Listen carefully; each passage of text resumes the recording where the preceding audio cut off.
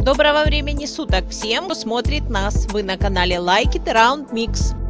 В начале этого видео мы немножко еще уделим время капризам весенней киевской погоды и, конечно, затем расскажем и покажем очередную загадку наших прогулок. Ну а сейчас вы видите съемку второй половины дня 12 марта. Абсолютно зимняя картинка, минусовая температура. И интересно то, что стала такой она буквально за несколько часов.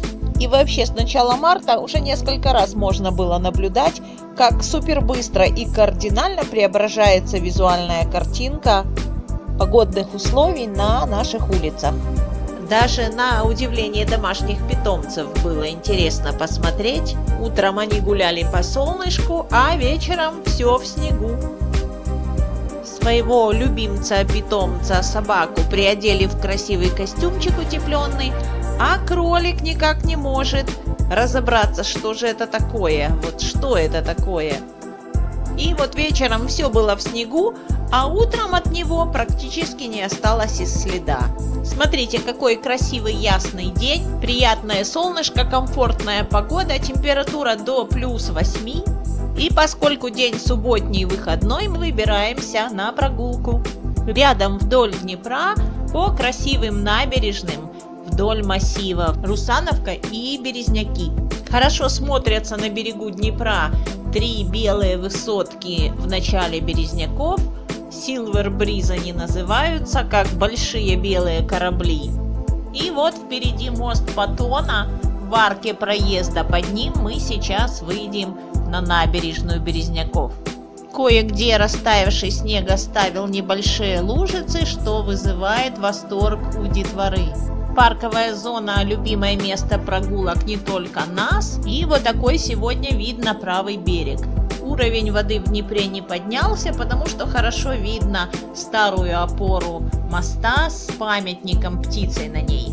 И чудесная погода позволяет пройти нам всю Днепровскую набережную до железнодорожных мостов. Первую загадку этой локации с непонятной кладкой на берегу воды мы показали в прошлом видео, ссылочка в описании под видео и на экране, но это не последние вопросы, возникшие у нас в этом месте. Сейчас покажем и расскажем, что заинтересовало нас здесь еще. Железнодорожное полотно с моста на насыпь переходит по интересной арке над старой железнодорожной веткой. Мы ее сейчас покажем и посмотрим с обратной стороны. Хорошо видна разница в цвете между ней и двумя строениями-чехлами, пристроенными с двух сторон. Чтобы разобраться, что и когда было, вспомним немножко из истории. Заинтересовавшая нас арка относится к локации Дарницкого железнодорожного моста в городе Киеве.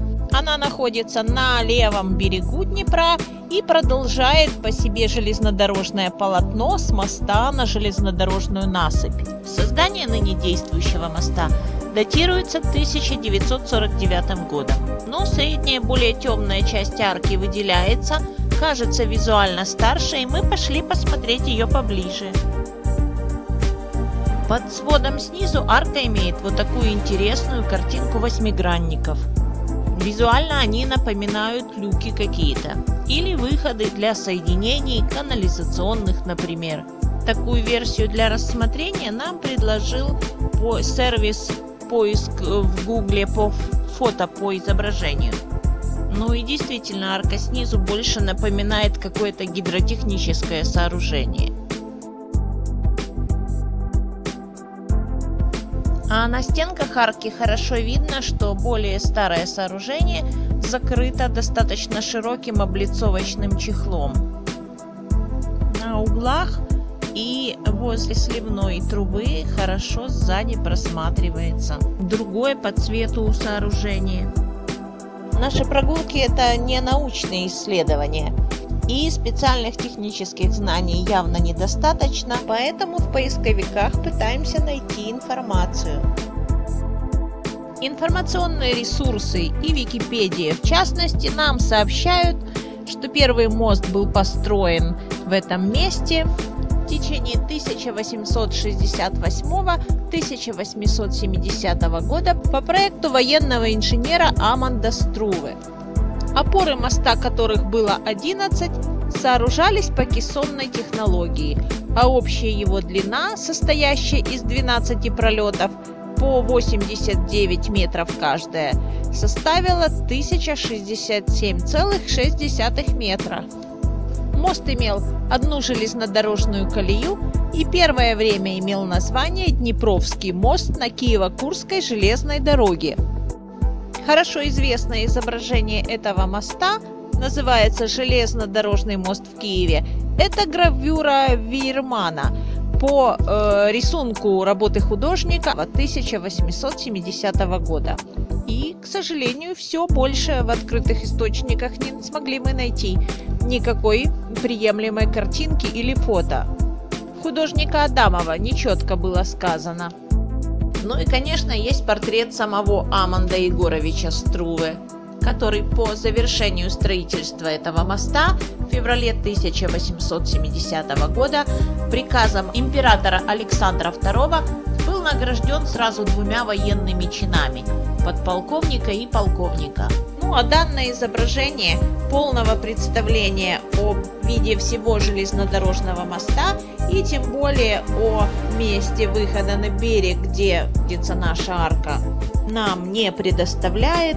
Только фрагменты выступа в верхней части имеют какую-то схожесть. Фото досадно и удивительно для такого выдающегося строения для Киева.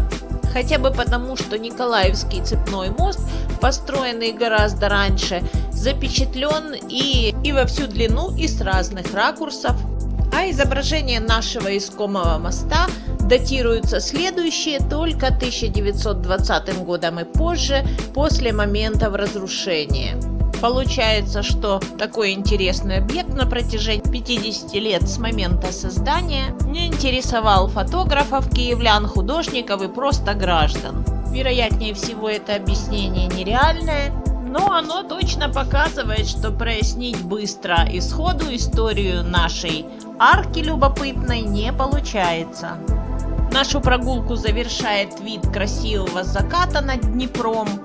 Подсказывайте в комментариях имеющиеся версии, знания, информацию. Нам, как киевлянам, интересно узнавать побольше о своем левобережном Киеве, а о разрушениях Дарницкого моста и его восстановлениях смотрите в следующих видео. Всем пока-пока!